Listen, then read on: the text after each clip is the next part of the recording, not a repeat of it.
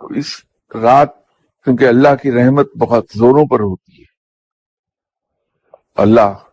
پہلے آسمان پر اتر آتا ہے، وہ حضرت جبرائیل علیہ السلام کو دوسرے فرشتوں کے جلوہ میں زمین پر اترنے کا حکم دیتا ہے کہ حضرت جبرائیل علیہ السلام اپنے ہاتھ میں سبز رنگ کا ایک پرچم اٹھا کے دوسرے فرشتوں کے ساتھ زمین پر چلے جائیں، اور حضرت جبرائیل علیہ السلام جب زمین پر آتے ہیں تو وہ سبز رنگ کا پرچم خانہ کعبہ کی چھت پر گاڑ دیتے ہیں اور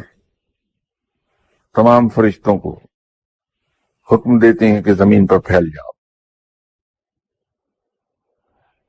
حضرت جبرائیل علیہ السلام کے 600 پر ہیں،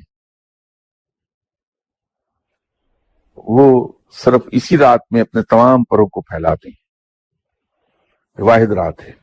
اس میں حضرت جبرائیل علیہ السلام کے تمام پر پھیلتے ہیں، اور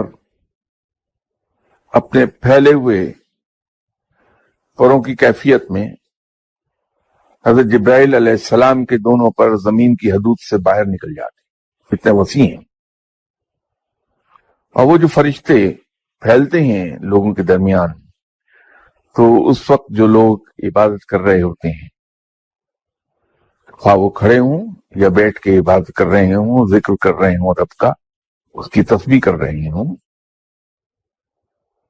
وہ ان پر اللہ کی رحمت نچھاور کرتے ہیں۔